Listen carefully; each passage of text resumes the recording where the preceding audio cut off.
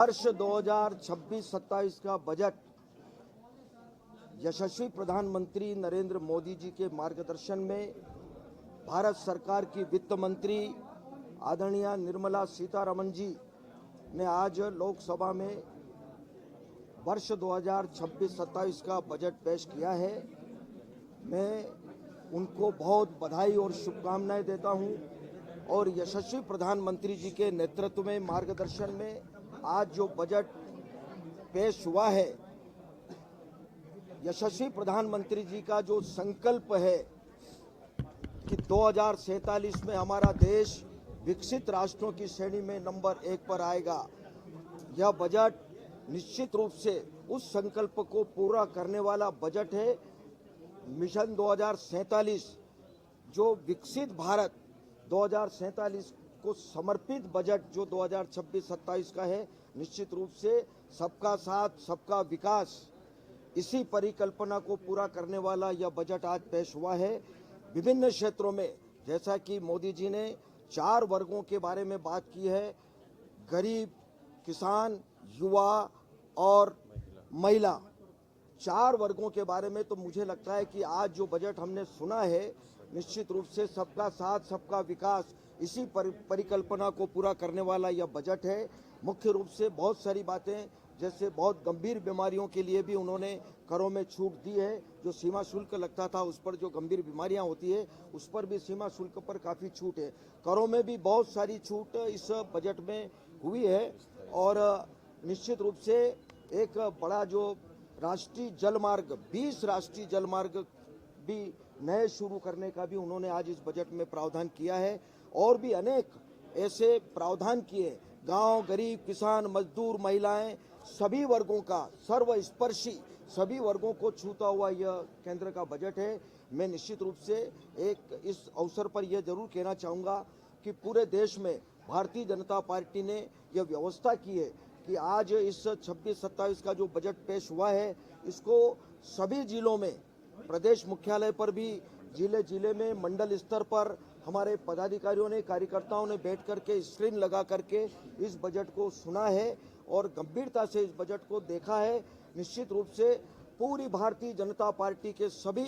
पदाधिकारियों ने, कार्यकर्ताओं ने आज यहाँ पर उसी कड़ी में भोपाल कार्यालय पर भी हमारे अनेक वरिष्ठ जन, मंत्रीगण, विधायक, सांसद आज सभी यहाँ पर मौजूद थे। भारतीय जनता पार्टी के हमारे जिले के प्रदेश के महामंत्री भाई राहुल जी, हमारे मीडिया के प्रभारी आदरणीय आशीष जी और भी हमारे कई पदाधिकारी आज इस कार्यक्रम में मौजूद थे और मुझे खुशी है इस बात की कि जो बजट आया है वो जनता का बजट है, जनता के लिए है और जनता को समर्पित बजट है। इसलिए यशस्वी प्रधानमंत्री जी को भी हम बधाई देते हैं और भारत सरकार की वित्त मंत्री निर्मला सीतारमण जी को भी हम बहुत बहुत बधाई देते हैं, शुभकामनाएं।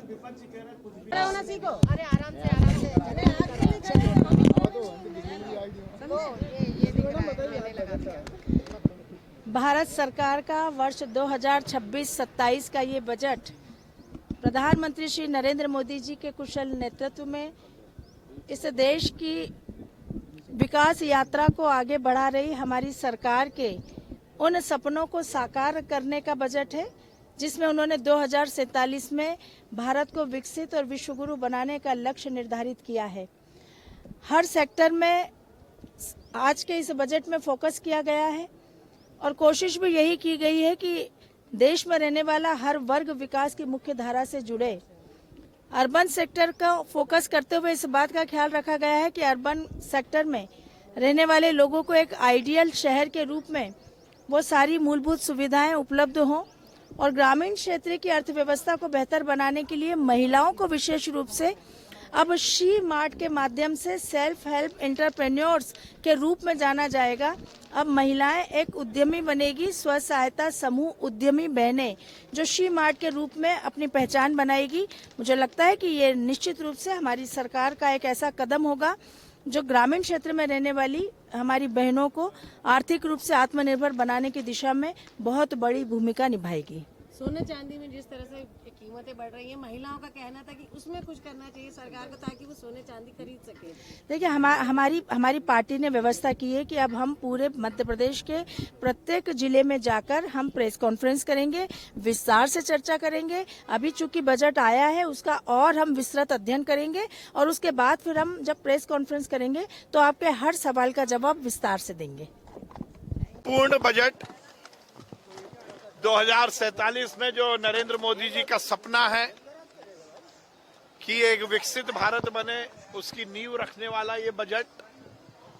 जैसा अनुमान था, युवा, महिला, मजदूर, किसान, गरीब,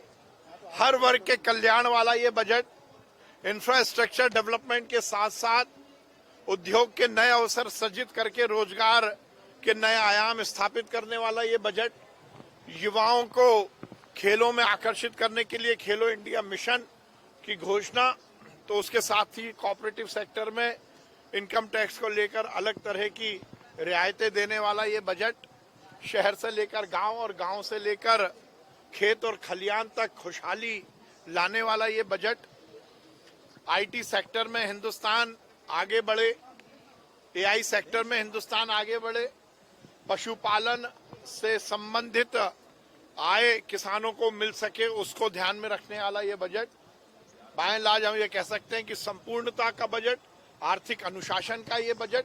और देश को नए विकास के आयाम स्थापित करने वाला ये बजट।